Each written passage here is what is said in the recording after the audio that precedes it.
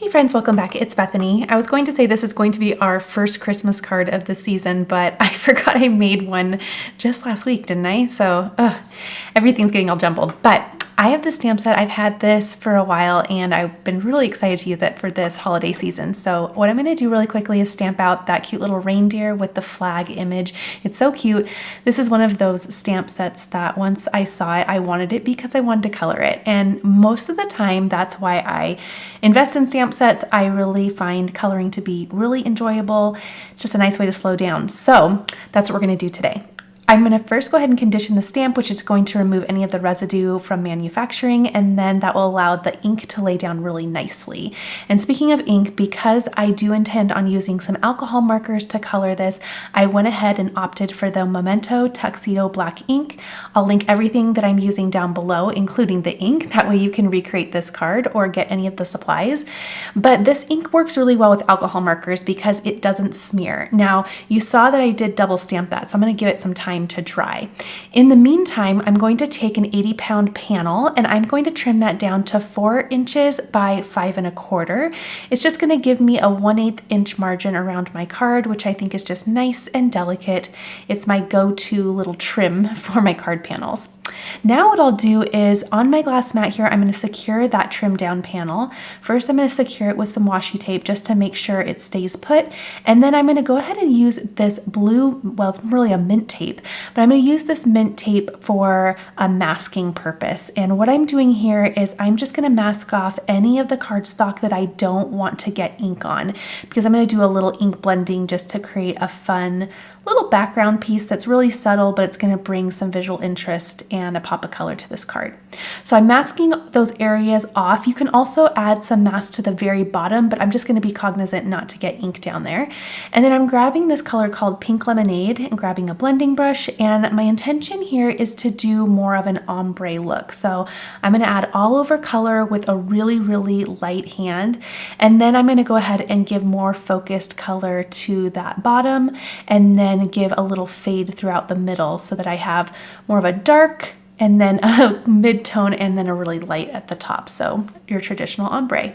And then when you peel off the mask, it is just stunning. When you're doing this, it kind of seems like it's not looking great, but the second that you peel off the mask, it looks really pretty.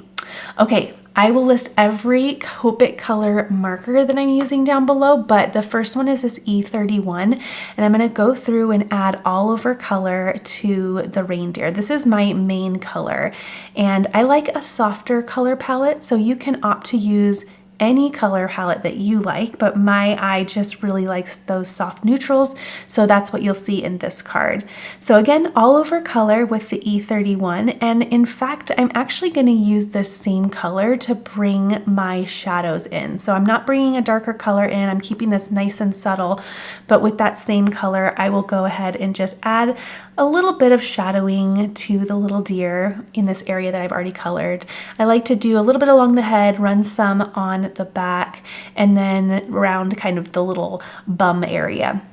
And then I actually, because I am using the same marker, I'm going to double up that shadow. So I'll just add 2 layers of the shadow, and then what I'll do is just feather it out with this color. So get a little bit of a mid-tone there, and then have it just fade right into that first layer of color that I put down. And I think that looks really nice. It's very subtle, very simple. Then I'm going to grab a little bit of a darker color. This is E34, and this is what I'm going to use for the little antlers. Now, there's not a lot of room to color here. So first of all, I'm going really slow, but I'm also just being aware when I place my shadow not to stress too much about it. I am adding some shadow there, but it's pretty subtle because the surface area is quite small.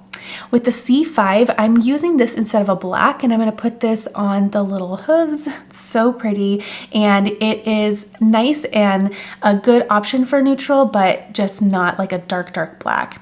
And then as you can see, I was going to go do the nose, but then I decided this definitely needs to be Rudolph. So I went ahead and left the nose, and we're going to add a little pop of pink later to the nose.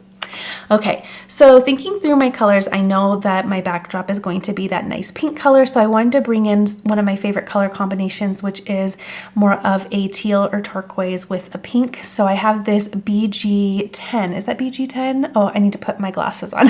BG10. And then I'm going to use the BG11 as my darker tone.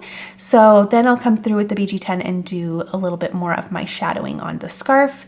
And then to just keep some consistency and not grab too many colors to keep this card simple, I'm going to use that same color combination on the flag. So I'll just add a little bit of shadowing to the top and then the little tip of the flag to the left. Then grabbing my lighter color again, which is that BG10, and I'm going to create that mid-tone by feathering out my shadow into my all over color. And this turns out really pretty. Again, it's very subtle. I do it with the little scarf as well, but it's really, really small, so it's kind of faint. And then I'm going to bring in yet another color for the little belly area. And then finally my pink is this R20. I'm going to use it to add a little cheek, but I'm also going to use this for the little ear, which I think is really sweet as well. And this color really complements that background color, that pink lemonade that I used earlier when doing the ink blending on the background. So I really like how that turns out. Okay, my favorite part is adding the highlights. I have learned that the size 10 Jelly Roll ink pen is my favorite size. It just runs smooth like butter, and it's just a really nice kind of contrast for me. So I have opted to grab a huge pack of the size 10 because I think it's just the best option for what I'm trying to do with my little images.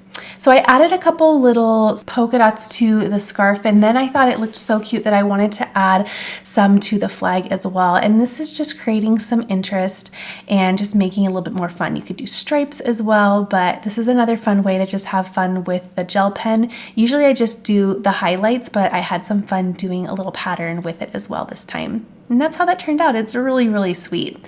So the next thing that I would like to do is I kind of go back and forth because I want to make sure that white gel pen is nice and dry. So I'm coming back to my panel now.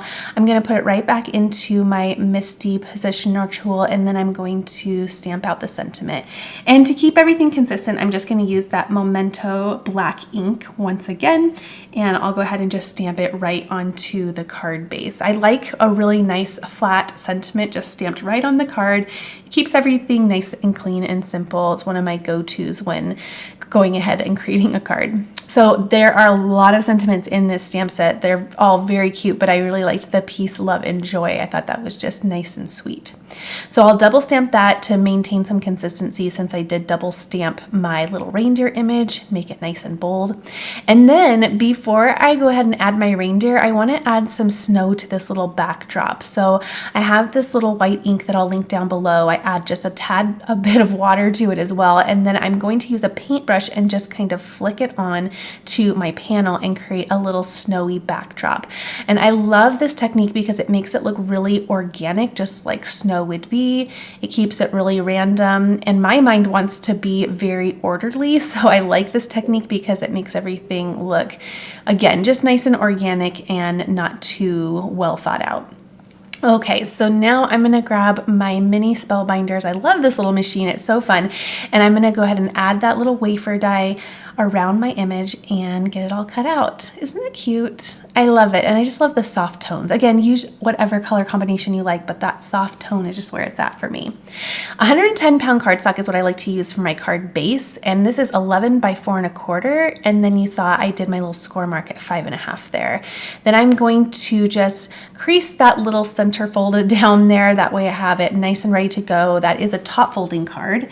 And then I'm going to get my foam tape and apply some strips right to the back. This is going to give me some subtle dimension between the card base and the card panel, which is super nice. And I'm using my magnets to go ahead and secure my card base to my mat. It just helps when I do this next step, which is being very gentle and positioning. Again, I have that 1/8 inch margin that you saw me trim down earlier. I really like how fine and delicate that is. But having that secured to my mat just helps everything from this point out because my card just doesn't slip and slide and I can really focus on placement. Now I'm going to grab some of my mini foam squares. I love this size foam square and I'm going to add dimension once again.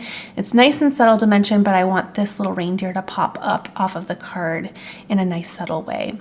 And instead of centering this little reindeer, I want him to go off of the little panel here, or off of that little middle pink panel, if you will. And I want it to just be interacting with the other white area as well. And I think that looks really cute. It kind of looks like he's flying off of the card. So that's just a really fun way to create some movement.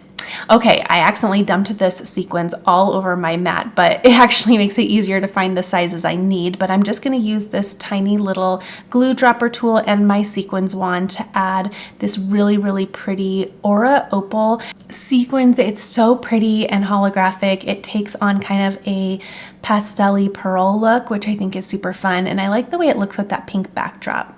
Then I'll just flip my card right on over and I'm going to add my signature stamp right to the back of the card. That way, whoever gets this knows it was handmade with love.